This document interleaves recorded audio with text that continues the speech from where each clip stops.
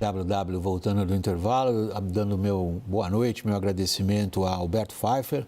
Alberto Pfeiffer é coordenador do Grupo de Análise de Estratégia Internacional da Universidade de São Paulo, com quem eu vou estabelecer um diálogo a respeito do que a gente vai mostrar a vocês inicialmente. Boa noite, Alberto Pfeiffer. Boa noite, William. Muito obrigado pela oportunidade. Israel divulgou um documento no qual o governo descreve planos para a faixa de Gaza quando a guerra acabar. A guerra, como disse o primeiro-ministro recentemente, vai demorar vários meses. Michel Gawendo tem os detalhes, confira. Segundo o ministro, a partir de agora, as ações de Israel miram alvos específicos do Hamas. O uso de bombas pesadas será trocado por ataques localizados contra bases e líderes terroristas. Foram mais de 100 alvos nas últimas horas. Mais de 100 pessoas morreram, segundo o Ministério da Saúde controlado pelo Hamas. O plano pós-guerra também prevê uma faixa de Gaza livre do controle do Hamas. O governo de Benjamin Netanyahu afirma que não haverá presença civil de israelenses na região, mas que o país manteria o controle de quem entra e sai do enclave palestino. O exército também deu novas ordens para os civis fugirem da região central de Gaza. Milhares de palestinos estão deixando a área de carro, a pé e em carroças. Segundo a ONU, já não há lugar para tantos refugiados e a crise humanitária só piora. Mas Israel afirma que só com a pressão militar, o Hamas concordará em libertar os reféns que levou no dia 7 de outubro.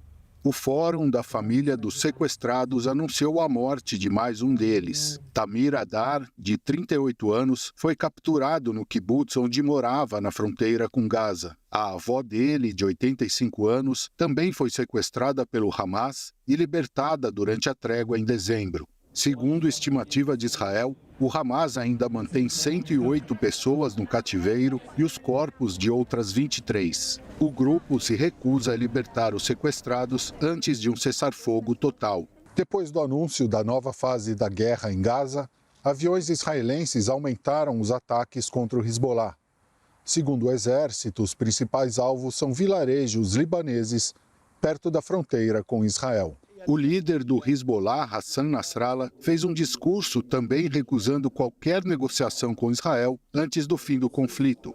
Ele também prometeu vingança pela morte de um líder do Hamas em Beirute em um ataque atribuído aos israelenses. O governo libanês apresentou uma queixa contra Israel no Conselho de Segurança da ONU, afirmando se tratar da ação mais perigosa no país desde o começo da guerra.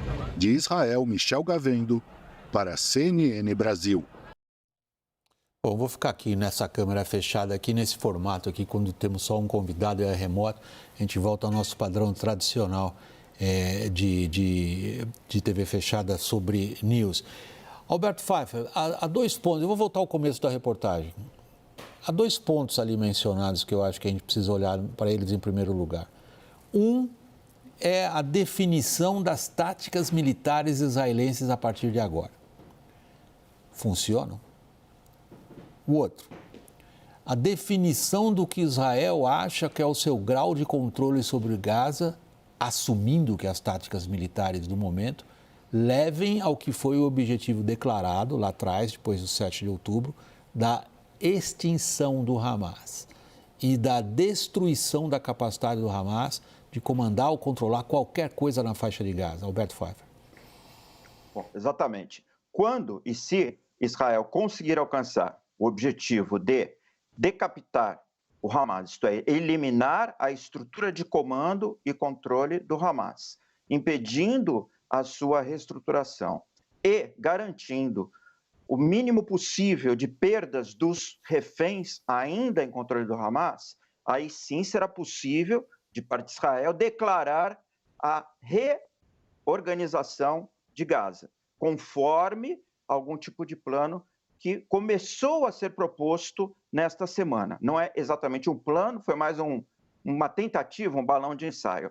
Do ponto de vista tático, o que nós tivemos na primeira fase da campanha foi uma intensidade, um intensivo uso da força, massivo uso da força, para que o Hamas, em primeiro lugar, saísse dos esconderijos, né, dos lugares em que estava alojado, em que toda a rede de logística e de comunicação do Hamas fosse extirpada, túneis, estruturas de comunicação remota, etc., isso levou a uma perda de vidas civis razoável, impressionante, eu diria, que causou comoção internacional. Em função disso, dessa combinação de fatores, quer dizer, o alcance do objetivo tático de uma eliminação da capacidade do Hamas, tanto pela neutralização de algumas figuras, né, de algumas lideranças do Hamas, como pela destruição da infraestrutura e a pressão externa, porque as vítimas civis já